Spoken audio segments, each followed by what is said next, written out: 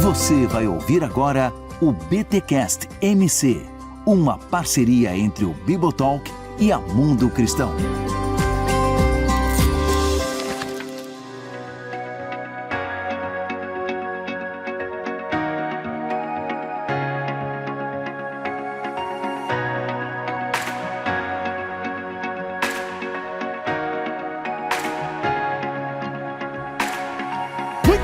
Muito bem, começa mais um BTcast MC, o de número 30. Eu sou o Rodrigo Bibo e teologia do coach é teologia? Enfim, fica a pergunta aí, né? Eu sou Iago Martins e Deus tem um plano maravilhoso para sua vida. Acabar com ela. Nossa, muito bom. Eu sou o Pedro Pamplona e se você é o centro de tudo, tudo que te resta é o vazio. Ô louco! E esse foi mais um BTcast MC. Now the world don't move to the beat of just one drum. Compre o livro nas principais lojas social, e né? Principalmente na Amazon pelo link do Bibotalk. Pronto, pega a água e vai embora. Mas vai lá, Gui. Bom, sou Guilherme Nunes e de teologia do coach eu estou correndo. Boa. É só isso, Mas tu dá conta, a tua saúde permite correr, não? Droga, vou ter que mudar. Né? Isso mesmo. Gente, estamos aqui ao vivo na Igreja Presbiteriana em Alphaville, IP Alpha, onde inclusive já aconteceu um BTD. E a galera curtiu a exposição aqui? Olha aí, muito bom, muito bom. Gente, vamos lá, vamos começar. Estamos lançando aqui Você é o Ponto Fraco de Deus e Outras Mentiras da Teologia Coaching. E temos os autores aqui, o Iago Martins, o Pedro e o Guilherme Nunes. Galera, vocês escreveram esse livro em 3 mãos, né? Eu sei que o pessoal que tá...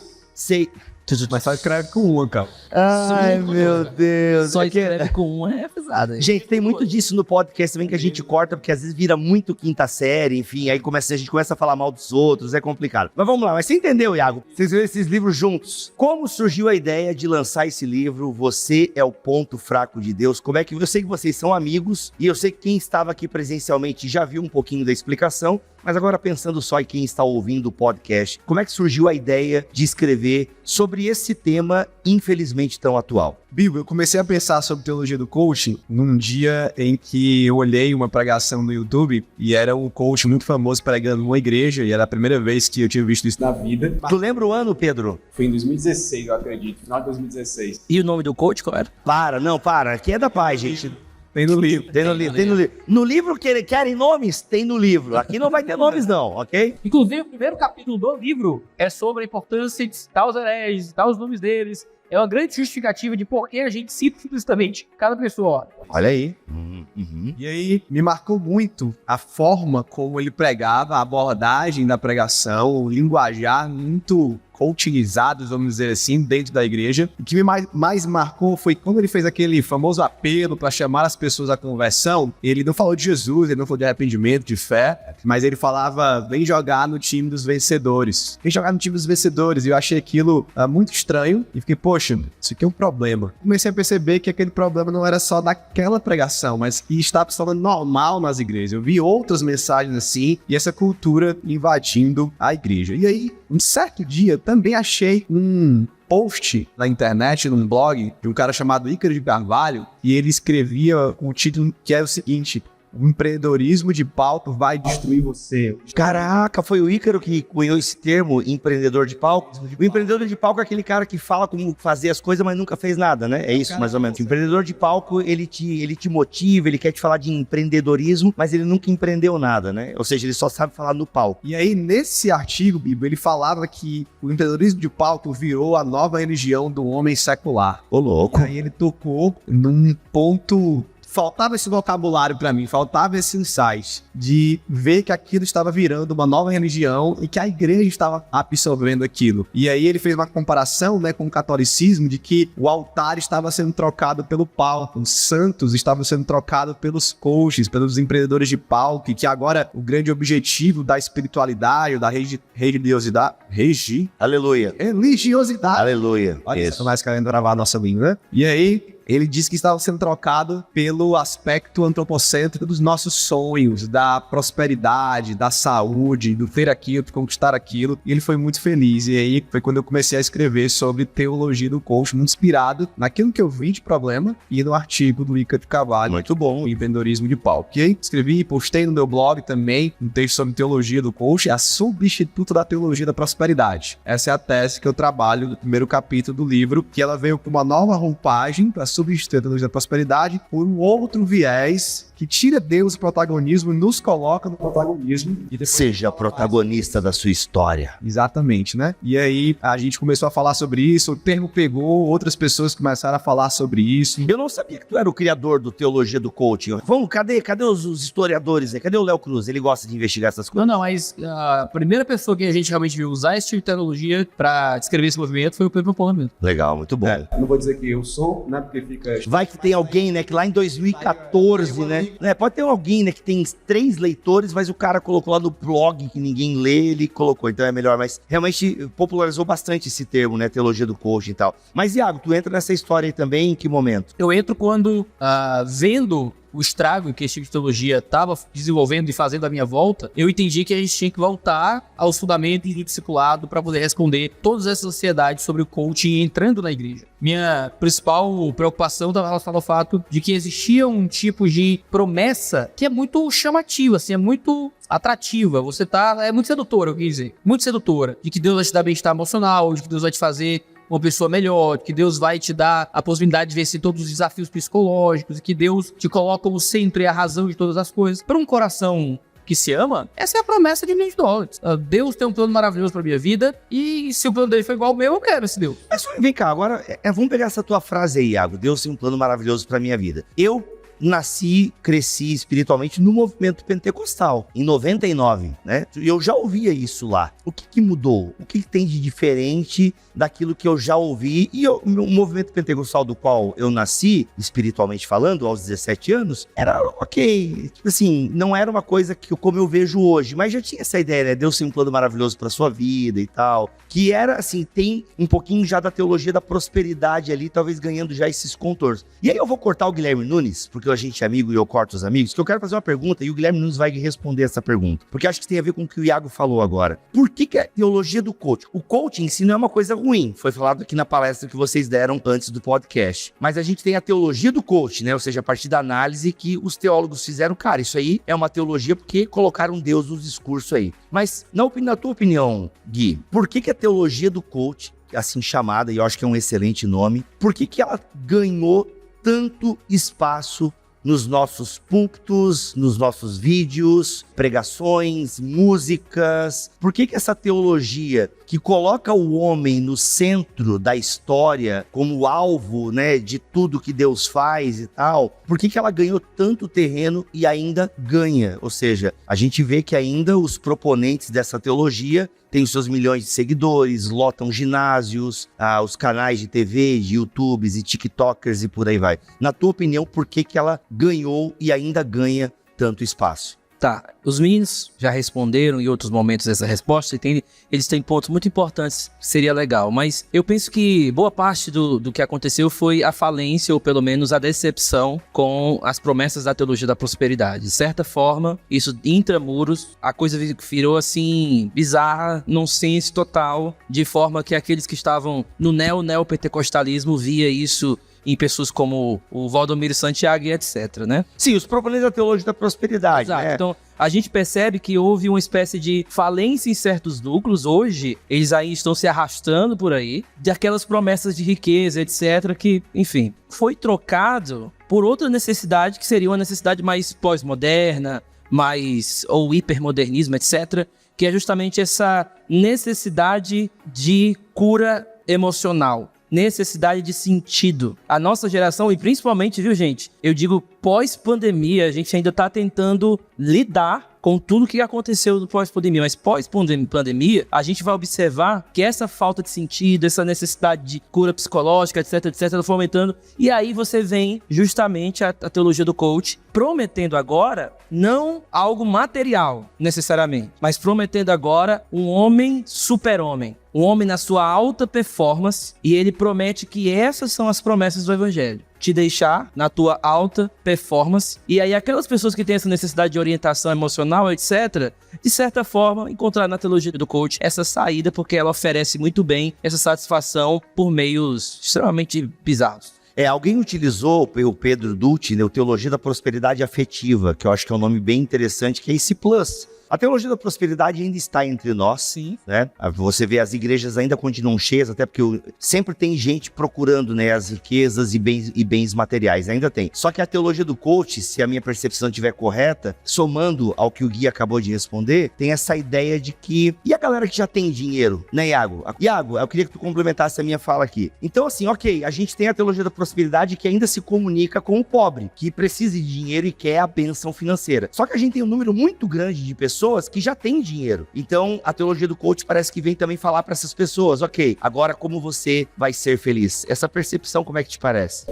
A Bíblia fala com ricos com muita frequência. Você encontra isso um texto muito famoso na carta de Tiago. Ele escreve a pobres e a ricos, né? Ele fala sobre como o rico não deveria colocar o seu valor no dinheiro que tem. Tinha que colocar o valor em Cristo Jesus. E o pobre não podia colocar também o seu valor no dinheiro que não tinha. Mas ele tinha que se considerar como rico no Senhor. Então, seja pobre ou seja rico, a gente ainda pode estar colocando nosso valor naquilo que temos ou não temos. Às vezes a gente acha que o dinheiro é uma coisa que corrompe, você fica pensando em dinheiro se tiver muito dinheiro. Mas você também pode ficar pensando em dinheiro não tendo muito dinheiro. O dinheiro ainda pode ser o teu valor, mesmo quando falta. E aí você se vê um nada. O que o evangelho faz? Dá valor a quem não percebe valor em si por falta de recurso. Então eu não tenho dinheiro e me sinto mal por isso. É o tipo de coisa que evidencia um coração que está colocando a identidade no dinheiro. Eu tenho muito dinheiro e me sinto muito seguro por isso. É um coração que está colocando a própria identidade também no dinheiro. O que o evangelho faz é ressignificar o nosso relacionamento com os nossos recursos. Seja os que sobram ou mesmo os que faltam. Nós nos relacionamos com os recursos, não com a nossa identidade, não como aquilo que buscamos acima de tudo, mas como aquilo que Deus nos deu ou que falta em alguns momentos para que nós possamos viver para a glória de Deus e servir as outras pessoas. Tu acha então, Iago, com base nessa tua fala, o Pedro pode também dar uns pitacos, que essa teologia do coaching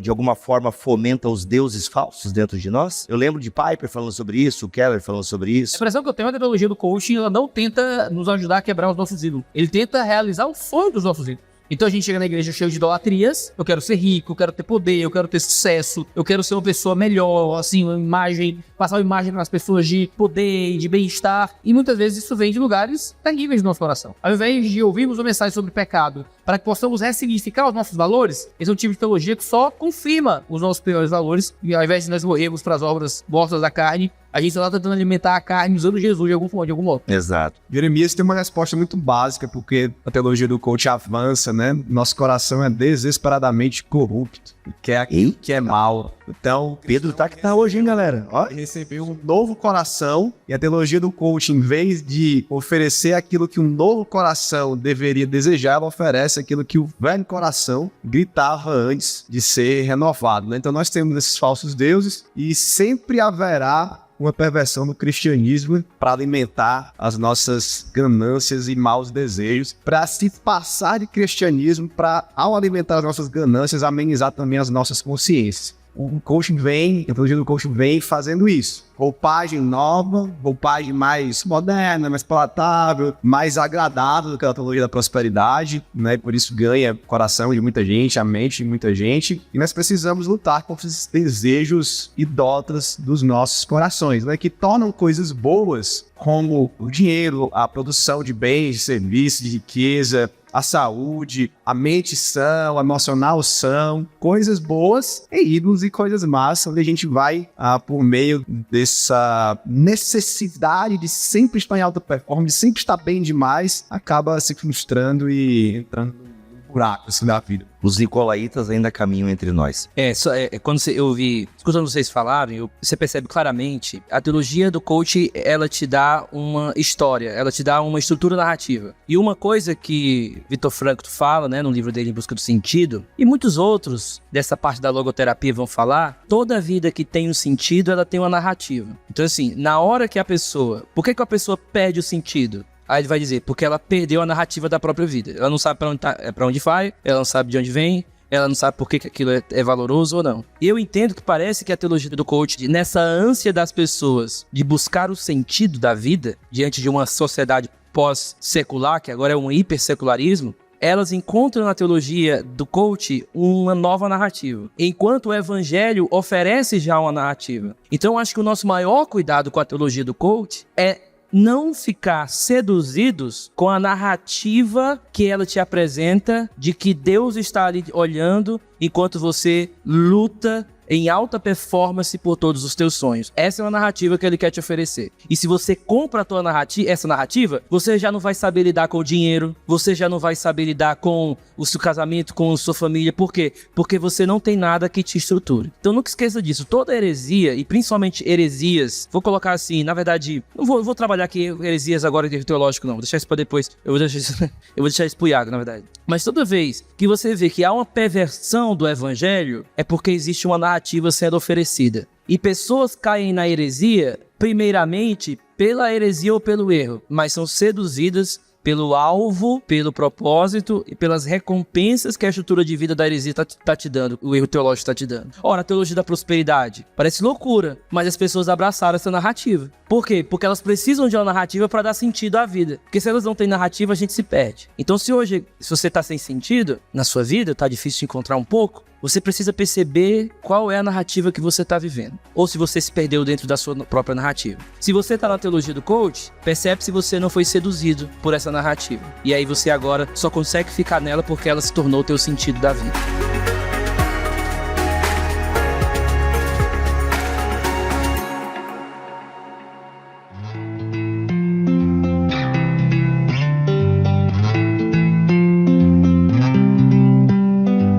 Muito bom. Algumas perguntas, então, que vocês mandaram, a galera que está aqui presencialmente neste evento. Vamos lá. Alguém perguntou assim: como rebater de forma coerente o argumento? Olha, não fale mal da teologia coaching, pois eles ampliam, de certa forma, a palavra de Deus, levando mais longe e podendo trazer novas conversões. Como é que a gente rebate essa defesa que alguns fazem da teologia do coaching? Paulo lida com isso em 1 Coríntios capítulo 1. Quando ele fala que não foi aos Coríntios com palavras de sabedoria, a palavra grega que ele usa evidencia os debatedores e aqueles que estão construindo todo o saber teológico e filosófico e da vida, do mundo, na filosofia grega secular. Ele fala a palavra os escribas, os debatedores desse século, os sábios desse século. Paulo vai dizer: eu não fui até vocês igual, eu não fui até vocês com os recursos filosóficos do nosso tempo. Eu não fui até vocês repetindo a forma retórica dos gregos. Eu não fui até vocês para ser mais um desses. Eu fui até vocês com a mensagem do Evangelho. Porque se eu usasse sabedoria humana, eu esvaziaria a cruz de Cristo. Então, qual é o problema desses recursos? Não, o Evangelho está sendo levado mais longe. O que está fazendo é esvaziar a cruz de Cristo. Se Paulo pregasse o Evangelho nos estímulos da retórica grega, Paulo talvez alcançasse mais gente. Mas Paulo queria demonstrar que o poder do Evangelho não era o poder da retórica grega. Era um poder muito superior, que mesmo com palavras pregadas de forma simples, Deus alcançava corações e Deus transformava a vida de forma sobrenatural. Pô, muito bom esse link. Realmente, se Paulo utilizasse, e ele teria condições para isso, né?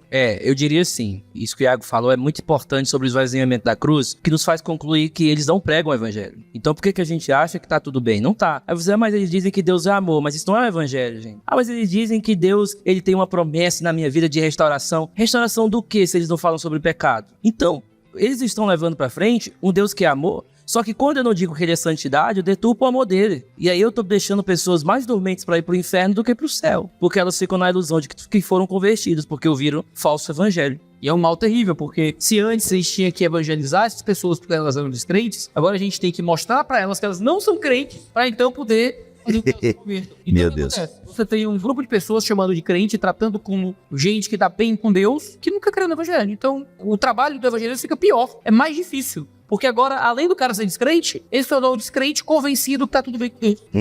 Pedro, o Humberto pergunta no chat, e esse podcast está sendo gravado e ao mesmo tempo sendo transmitido na internet, no canal da IP Alpha, e o Humberto perguntou o seguinte: ô Humberto, eu vou tentar melhorar a tua pergunta aqui, tá bom, Humberto? Se eu estragar, depois tu me procura no inbox. Mas ele tá afirmando aqui, ele acredita que é um caminho sem volta. Pedro, tu acha que a teologia coach é um caminho sem volta dentro da igreja de Cristo? Eu sei que é muito difícil falar da igreja brasileira, porque a igreja brasileira é muito grande, plural, mas dentro da tua percepção, das bolhas que tu vê e analisa, o que chega até você, tu acha que que a gente já entendeu por que pastores migram para teologia coaching, né? É aquilo, ser mais palatável e agradar mais as pessoas. Então acho que nesse podcast já ficou subentendido isso. E o Humberto, ele acredita que isso é um caminho sem volta. Tu acredita que isso é um caminho sem volta? Essa é uma pergunta difícil de responder, Bill, porque depende do que a pessoa quer dizer com um caminho sem volta. Pois é. Acho que a manifestação, como ela é hoje nos seus detalhes, não é um caminho sem volta, porque talvez daqui a 200 anos essa abordagem não exista mais.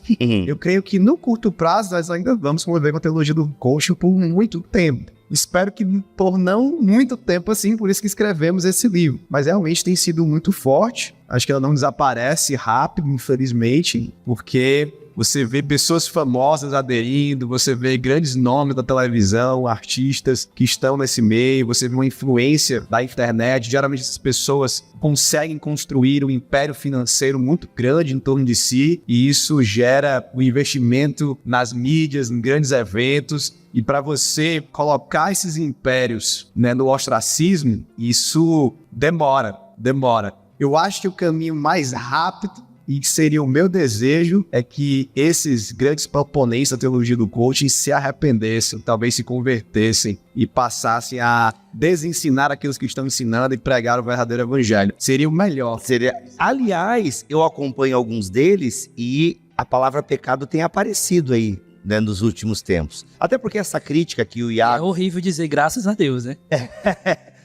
Não, porque Graças a assim, Deus que estão falando de pecado, né? exato, porque com certeza, até alguém perguntou aqui se vocês já sofreram perseguição, né, por parte de algum proponente da teologia coach e tal, enfim, né? Mas vamos lá, eles têm ouvido as nossas críticas, porque a palavra pecado tem aparecido já e tal, mas enfim, não quer dizer nada, né? Porque também até a própria definição de pecado deles pode ser complicada. Mas vamos lá, Pedro, somando ao que você está falando, alguém perguntou aqui, gente, muito rico esses ensinamentos, glória a Deus pelo livro que vocês estão lançando, como fazer isso ecoar, escoar, ser visto pela igreja, pela minha comunidade local, sendo que o meu pastor, já percebi ele citando o fulano, a fulana, eu tenho percebido na minha igreja local, meu líder de jovens, que de repente fala uma frase que, nossa, eu já ouvi essa frase na boca de tal, ou seja, eu vejo, né, no grupo de WhatsApp da igreja, aquele videozinho, aquele recorte, né, do teólogo, da teóloga coach, e como é que a gente faz para ensinar esses irmãos, essas irmãs, às vezes é o desespero mesmo, é berrar, mas se não a gente não berrar, né, para não precisar berrar, como que a gente faz para ecoar isso na comunidade local, que a gente percebe já no púlpito e nas lideranças um cheirinho de teologia coaching? Bíblia tem muitos contextos diferentes e a gente precisa olhar para quão profundo a igreja mergulhou nisso. Quanto mais profundo ela mergulhou, mais difícil é de você retirar ela de lá, tentar fazer uma mudança, uma reforma na igreja, ser o Lutero da sua igreja. Mas eu diria, o ensino da verdade é muito importante, por isso que esse livro ele tem uma primeira parte que faz uma análise histórica e uma crítica teológica dos problemas, mas depois tem duas partes, ou seja, dois textos que apresentam a verdade. Então tem mais verdade do que crítica, né? Boa. Então é você mostrando a verdade, tendo abertura até onde você pode ter, conversando em amor, paciência, para mostrar, depois de pregar a verdade, mostrar os erros, mostrar aquilo que pode ser diferente, mostrar na palavra de Deus, isso é muito importante. Por exemplo, eu sempre uso muito o texto de Tiago, capítulo 4, para a teologia do coach, né, que enquanto o coach está dizendo, olha, você tem a borracha na mão, você pode apagar os planos de Deus e escrever os seus próprios planos, e você vai lá e vai ficar rico, segue o meu método aqui, que o coaching, ele é o especialista em te ensinar o que você já sabe, cobrando o que você não tem, né? Então ele vai te falar o óbvio, para tu ficar rico, só basta tu fazer isso aqui. Tiago 4 está dizendo, vocês estão por aí confabulando e planejando e dizendo com certeza que amanhã irão numa cidade, farão negócio e terão lucro? A vida não é assim. Vocês deveriam dizer, se Deus permitir, nós vamos a uma cidade amanhã. Se Deus permitir, nós vamos fazer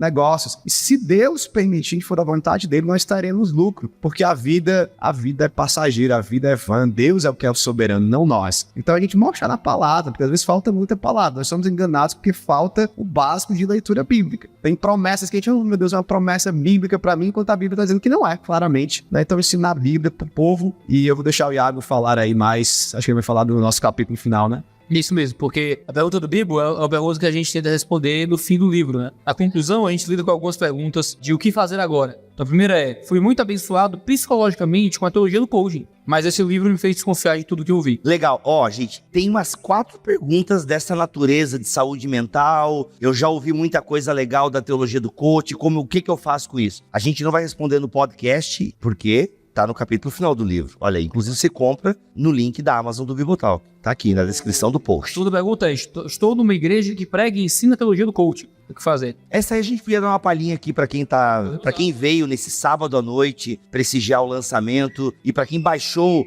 esse podcast, a gente podia dar uma palhinha. Mas deixa só ler aqui as outras perguntas que a gente coloca. Estou decepcionado e psicologicamente, emocionalmente machucado pela teologia do coaching. O que fazer?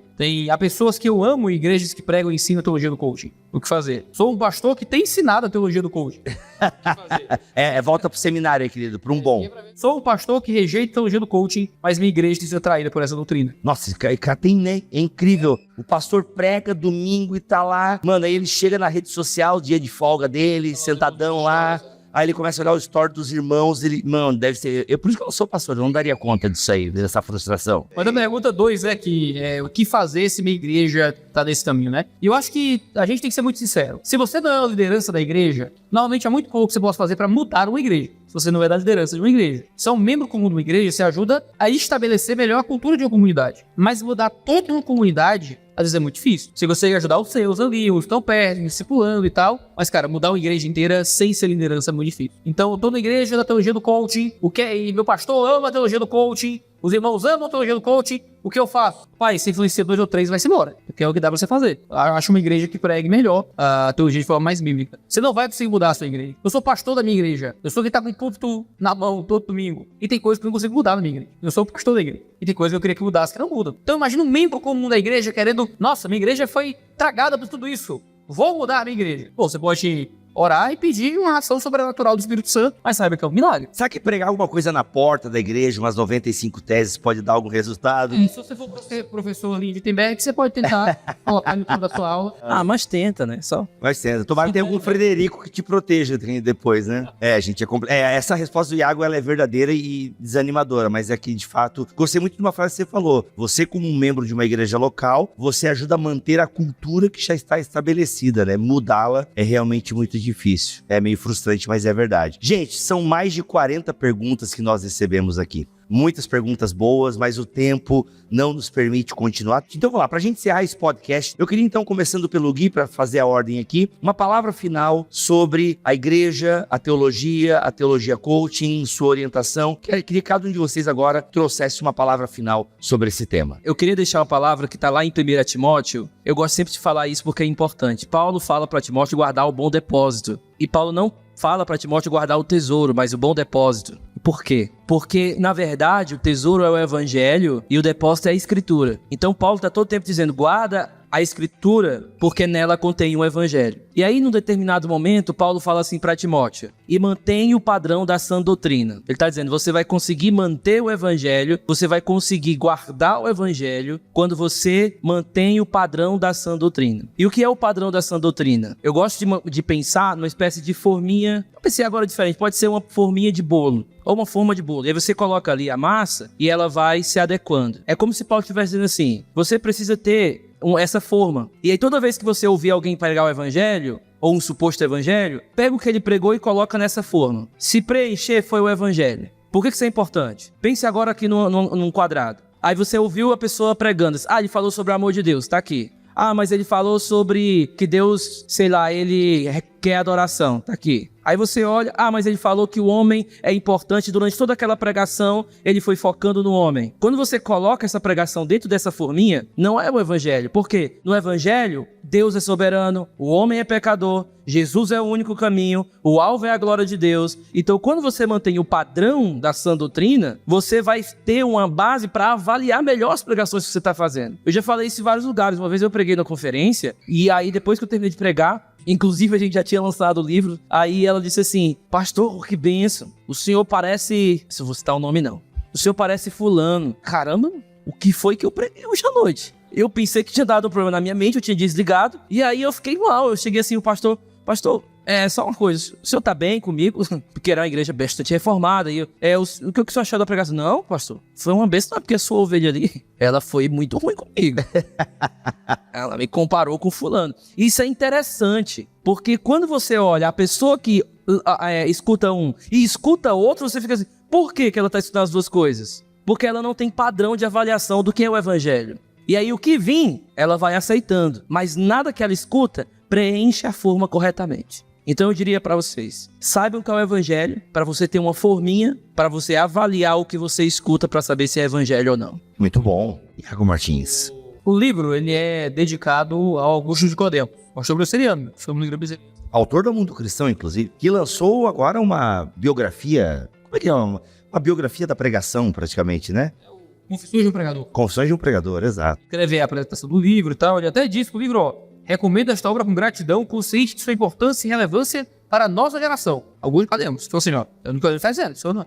Olha aí. Mas dedicou Nicodemos, na frase que a gente coloca, a gente diz, por inspirar uma nova geração de expositores bíblicos. E eu acho que esse é o ponto que a gente precisa. A gente tem que conseguir voltar à exposição bíblica, ao texto bíblico, a amar esse texto como a fonte e o fundamento da nossa própria fé. Adorar o Cristo como revelado na Escritura. O que é teologia do coach não abandono do que está na palavra de Deus, abandono do que está na Escritura. E a gente normaliza muito isso, a gente nivela tudo muito por baixo. A gente fica feliz porque eles começaram a citar a palavra arrependimento. E sabe, como é o aluno que só tira 000, ele tirou 2,5 e a gente dá um parabéns, sabe?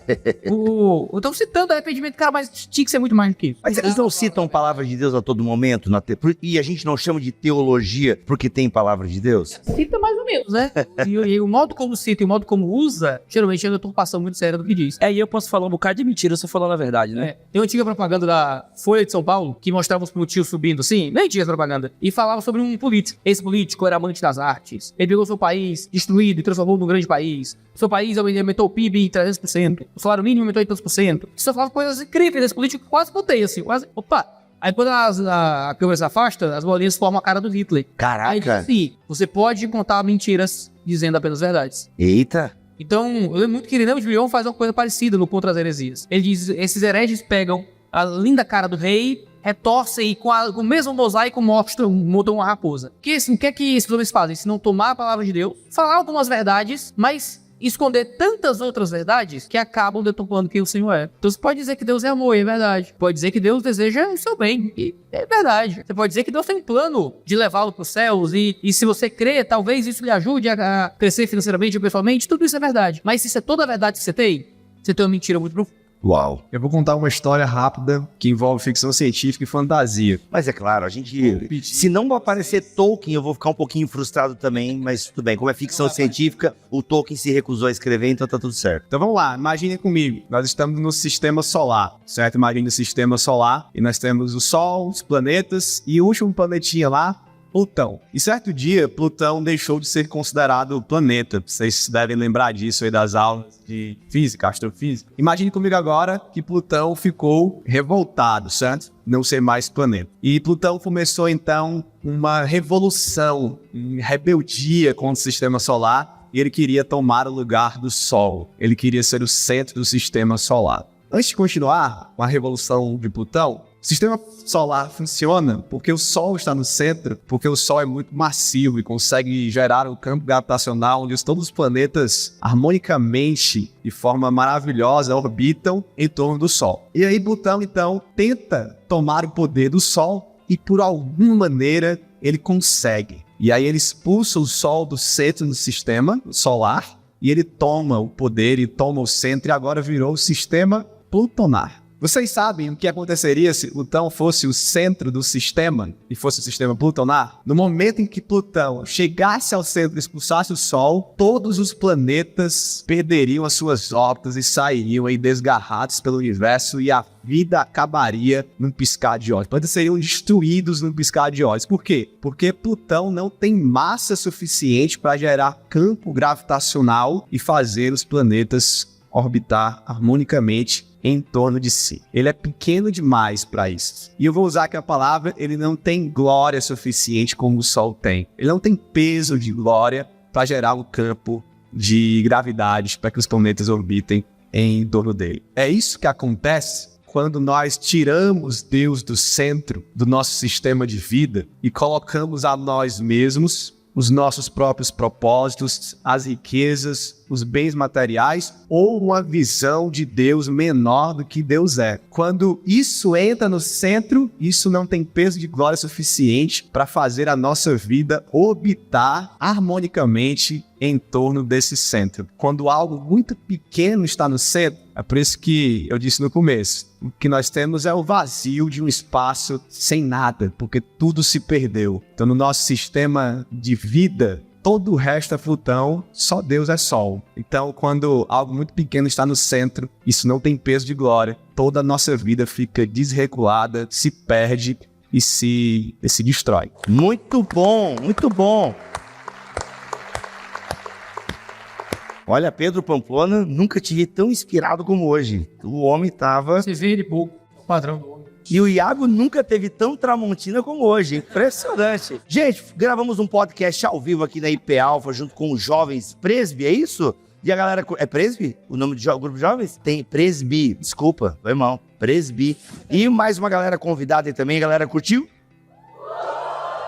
Você é o ponto fraco de Deus e outras mentiras da teologia do coaching. Iago Martins, Pedro Pamplona e Guilherme Nunes, lançamento da Mundo Cristão. Galera, o livro tem 2 partes, beleza? São aí quantas páginas de conteúdo? Mais de 200 páginas de conteúdo. São 3 partes, na verdade. A primeira parte, a nova teologia da prosperidade, escrita pelo Pedro. A segunda parte, o custo que não ensinam a calcular, do Iago Martins. E a terceira parte, as verdadeiras recompensas do discipulado, do Guilherme Nunes. Totalizando aí 9 capítulos e mais de 200 páginas de conteúdo. Você é o ponto fraco de Deus e outras mentiras da teologia coach. Para você adquirir, tem um link aqui na descrição deste podcast. E vocês que estão aqui, espero que tenham comprado para receber agora dedicatórias diretas do autor. É isso, obrigado Gui, obrigado Iago, junto, obrigado obrigado. Pedro. Voltamos no mês que vem, se Deus quiser assim permitir. Fiquem todos na paz do Senhor Jesus.